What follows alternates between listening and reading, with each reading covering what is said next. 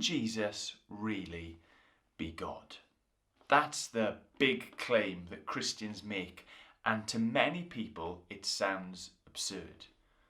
To Muslims, to Jewish people, it sounds like blasphemy for a person to claim to be God. For certain Christian sects, it sounds like a misreading of the text, that somehow people have imported that idea into the Bible. For atheists, it just sounds like an unnecessary superstition. But here's the question, and it's important for us to find the answer to this today. Not what do other people think, not even what do I say Jesus thought, but what did Jesus himself think? What did he claim about himself? Many people would have us believe that Jesus said nothing of the sort, that Jesus didn't even come close to claiming that he was God. But in reality, the issue isn't with Jesus' speech. The issue isn't with the words that Jesus used. The issue is with us and our ears and our eyes, our willingness to hear and our ability to see. Let me give you an example to kick things off. Imagine you're at a dinner party and you're mingling, and there are loads of other guests. Some of them you know, some of them you don't know.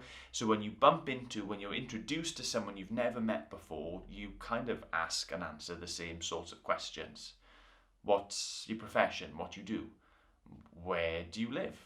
Where do you come from originally? And so the conversation goes person after person after person, trading those important facts before moving on.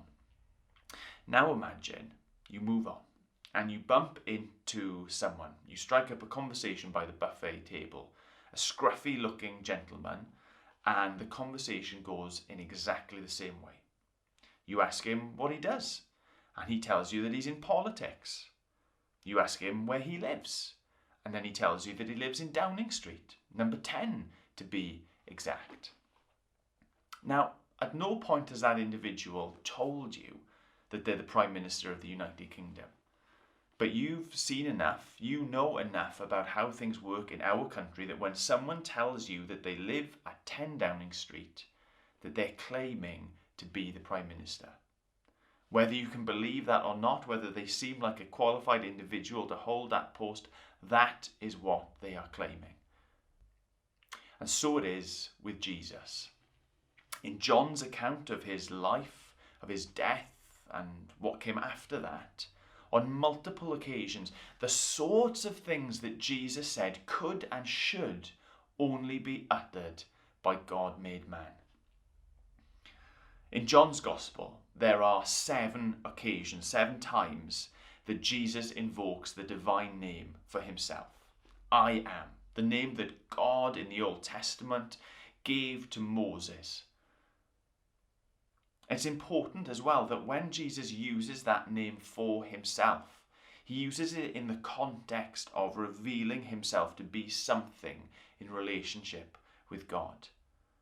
Each instance that Jesus says, I am, Jesus is claiming directly or indirectly a link and a portion in the divine. Jesus said, I am the bread of life. He said, I am the light of the world. I am the door, the gate. I am the good shepherd. I am the resurrection and the life. I am the way, and I am the true vine. And all of these claims, although they don't sound like it to our ears, perhaps we don't see it in black and white on the page, these are ways that Jesus was claiming to be God, using that name for himself and the things that he linked with it, the bread, the light, the door, the shepherd, resurrection, the way, the vine, all clues, all indicators that what Jesus is doing is claiming to be God himself. Some of them are subtle, some of them are not so subtle allusions to the divine. When Jesus was praying soon before his death, he was praying for his followers. He was speaking the Son to the Father in heaven, and he prayed that they would be united, as he says, as you, God in heaven, and I are one. That's a startling claim to make, isn't it?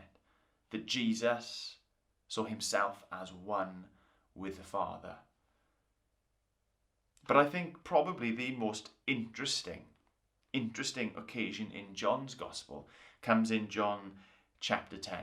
It's probably the most innocuous claim that Jesus makes to divinity, but we see in how the people react exactly what is being said. In John chapter 10, starting in verse 27, this is what Jesus has to say. My sheep hear my voice. I know them, and they follow me. I give them eternal life, and they will never perish. No one will snatch them out of my hand. My Father, who has given them to me, is greater than all. No one is able to snatch them out of the Father's hands. I and the Father are one. Again, the Jews picked up rocks to stone him. Just out of interest, this has happened before. In John chapter 8, when he's debating with the Jews, they pick up stones to stone him. But in chapter 10, we find out why. Jesus replied, I have shown you many good works from the Father. For which of these works are you stoning me? They replied, we aren't stoning you for a good work, but for blasphemy, because you, being a man, make yourself God. Whether we've heard it in what Jesus said or not, it doesn't really matter, because they'd heard it. They'd understood exactly what Jesus was claiming when he spoke of himself as a shepherd to sheep, of having sheep in his hands that will never be taken away, of God being his Father, of he and the Father being one. They heard exactly what was being said.